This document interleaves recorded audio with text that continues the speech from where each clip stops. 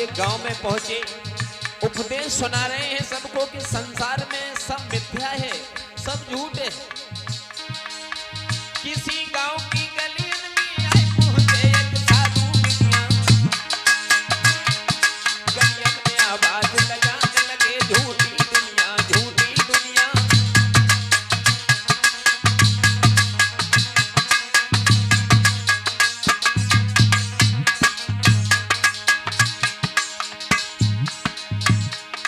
एक लड़का सुने आवाज संत की पास, संत के आओ है, जोड़ के बाबा जी से बेटा ने वचन सुनाओ है।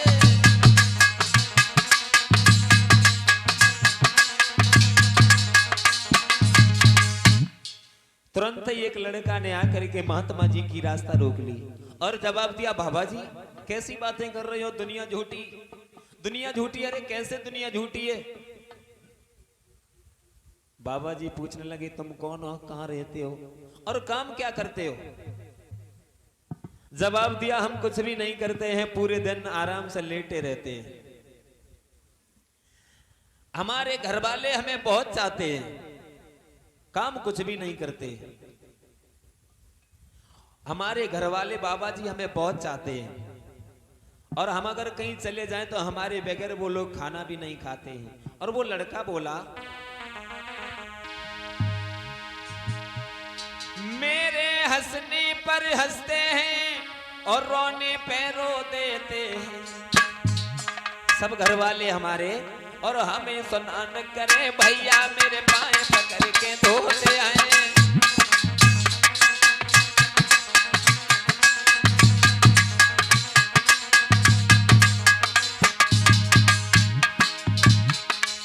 हमारे भाई बंधु भाभियां हमारी बहुत सेवा करती हैं, मेरे हंसने पर हंसते हैं और रोने पे रोई देते आए। हमें स्नान करें भैया मेरे पाए पकड़ के धोते आए।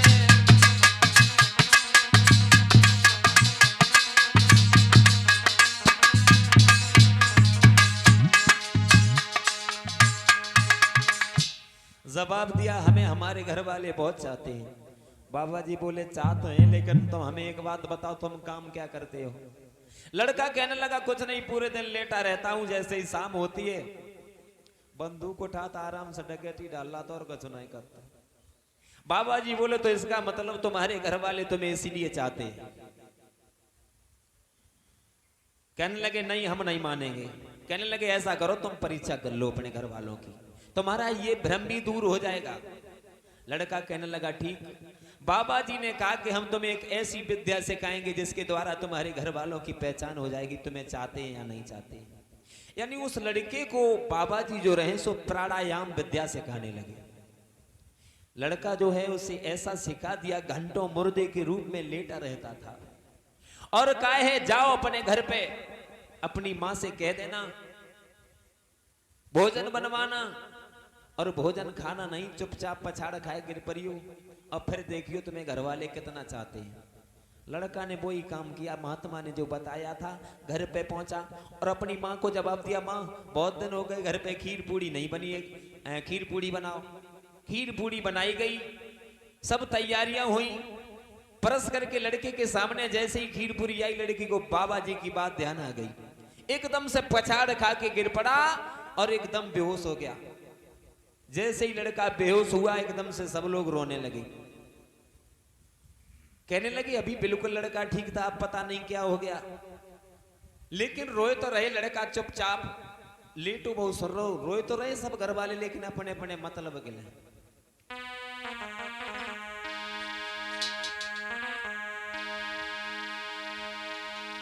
मैया रो करके बोली है, अब दौलत कौन कमाएगा।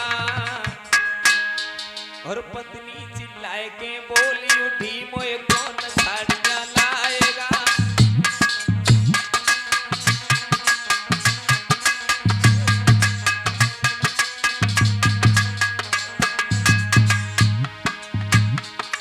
मैया रो करके बोली है, अब दौलत कौन कमाएगा।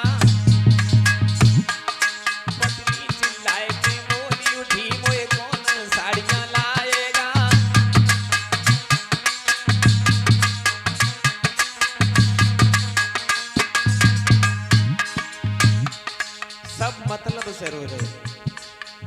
कोई तो जब सोच रहे हो तुम लल्ला मर गए, तुम्हारे मरवे को हमें कोई दुख ना है, लेकिन दुख तो जब आता को है। हम सब लोग आराम करते आते, तुम आराम से डकैती डायरेक्ट ले आते, तासा घर वाले ने गुजर होती।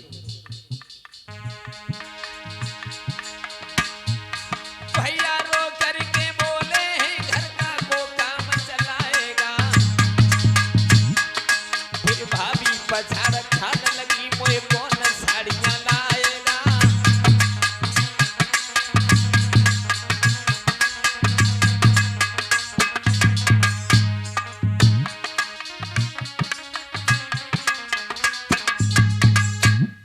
जवाब दिया, सब लोग रोने लगे, अपने अपने मतलब के लिए रोए रहे।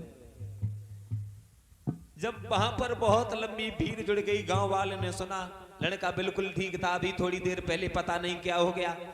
जिसने सुना सब लोग आ गए, घर में बहुत लंबी भीड़ लग गई। सब लोग कह रहे हैं लड़का यही कमाने वाला था, यही मर गया, यही तो सबसे बड़ी बात हो गई। अब घर में कोई कमाने वाला भी नहीं। जब सब लोग जुड़े आए, अब लड़का की जो पत्नी रहे उनने जब सोची कि बहुत दिन हो गए, कम से कम 2 साल हो गए, घर पे खीर पूरी बहुत दिनों से बनी।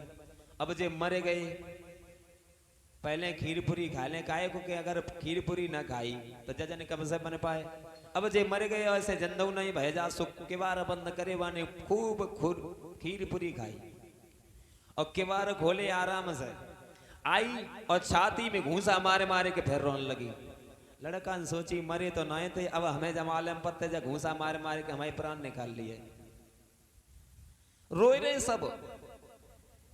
कछु लोग बोले भैया अब जे मरे गए, अब जिंदा तो बह नहीं जाता, काहे को रखे और ले चलो इन्हें अंतिम संस्कार करो। लड़का सुन रहा था, सोचने लगा बाबा जी ने भलो चक्कर में डाल दो, अब जे हमें लगाए दिए, अब तो बड़ी मुसीबत में, क्या करें क्या ना करें। सब लोग कहने लगे इन्हें ले चलो, इनका अंतिम संस्कार करो। तब तक लड़का ये सोच रहा था कि कहीं ऐसा ना हो हमें ये जिंदा ही जला दें। उधर बाबा जी दूसरी गली में आए, आवाज लगाने लगे।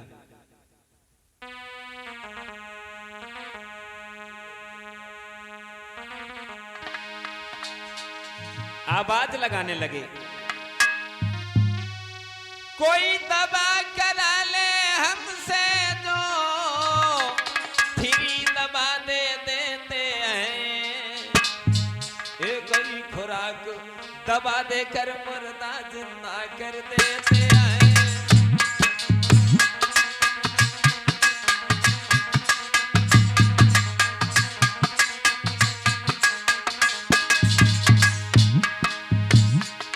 कोई दबा करा ले हमसे तो हम फ्री दबा नहीं देते हैं, एक ही खुराक दबा देकर मुर्दा जिंदा कर देते हैं।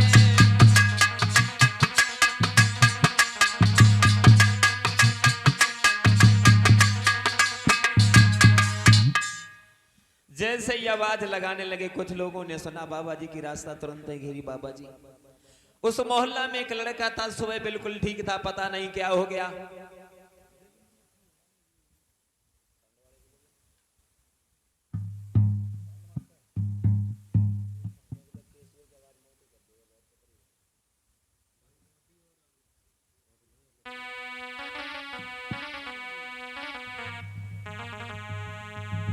बाबा जी की जैसे ही रास्ता घेरी, बाबा जी को तुरंत बुलाया गया। सब लोग कहने लगे बाबा जी चाहे कुछ भी तुम ले लो, लेकिन इस लड़के को जिंदा कर दो, अभी थोड़ी देर पहले बिल्कुल ठीक था।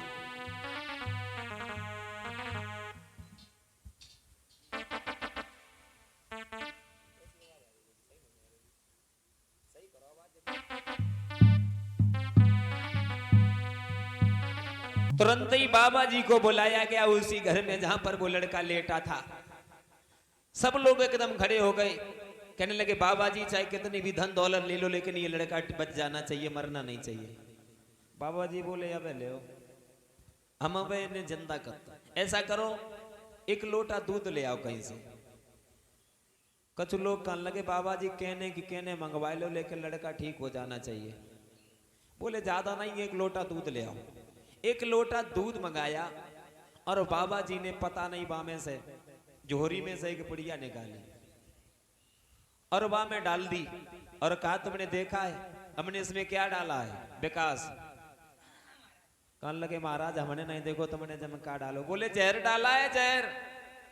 और ऐसा करो तो अब सब लोग रो रहे थे कि तुम्हारे बदले में हम मर जाते। अब तुम ऐसा करो जो लोग फालतू हो घर में वो लोग पी लें और भैया जो घर वाले को नंबर आओ सो बाहर वाले जो लोग हते भी तो सब भाग खड़े भाई।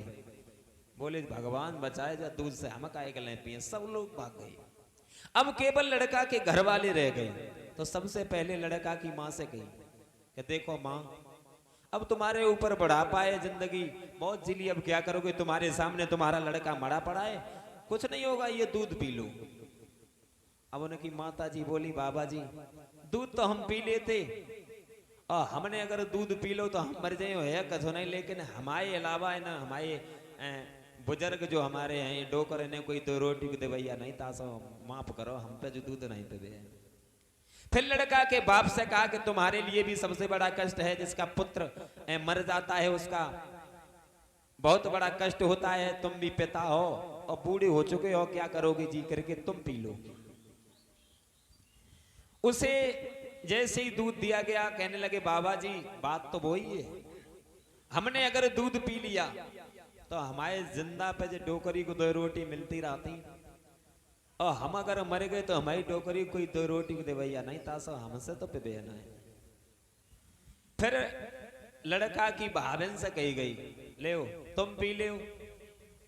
बे बोली हाँ हम पी ले हम काय को पी ले में? अरे पी ले में बाजा को मरेगा हो सो हमारा तो जिंदा है हम काय पी ले। अब सबसे बाद में पत्नी को बुलाओ लो तुम्हारे लिए हर पत्नी के लिए यही होता है जिसका पति मर जाता है सबसे बड़े दुख की बात होती है तुम पी लो। पत्नी बोली बाबा जी दूध तो हम पी लिए और दूध हमने बहुत पिया हम अपने मायके में भी पीते रहे और ससुरे में भी दूध खूब मिलता है हमने खूब पिया। और बाबा जी बोले दूध पीना है या नहीं पीना है? कहने लगे हम मना थोड़ी कर रहे हमने दूध बहुत पिया है बाबा जी और हम पी लेंगे। लेकिन एक बात हमें जब बताओ जब हम दूध पी लिए तब हम मर जाए हमारे बदले में जो जिंदा हो जाए तो ऐसे दूध पीवे से हमें फायदा का है? अब मरिए सो मर दे हम कोई और देख लिए। लड़का सब सुन रहा। बाबा जी बोले एक बात बताओ। बाबा जी बोले लो पी ले हम तब क्या घर के राजी हो। सोई सब चिल्लाए के बोली उठे तुम ही बढ़िया बाबा जी हो।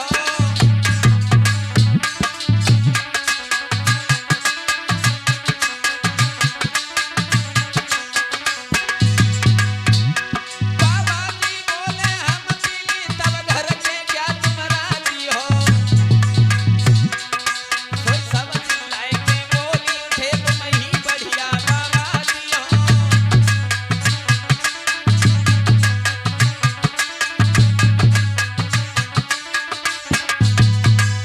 जवाब दिया हम पी ले तब कैसी रहे। सब लोग कहने लगे बाबा जी तुम आओ का हो या तुम तो मर गए जब मालूम पड़े कहूँ सुबह सुबह कुम गई मर गए तो तुम मर जाओ तो का तुम कर्मा छूटो जा तुम पी ले वो। अब्बा में रहे तो कछु नहीं बाबा जी ने लोटा उठाओ और दूध आराम से पी लो। और लड़का की बाँ झटकी कहो कोई कहू को है। लड़का उठ के खड़ो हो गो और जैसे ही लड़का उठ के खड़ो भाव सोचने के संगे भौरी परी थी उनने जेट बल ली भैया एकदम से आई बस ठीक हो गए। लड़का कहने लगा हटो इधर कोई किसी का नहीं। देख लिया दुनिया का सारा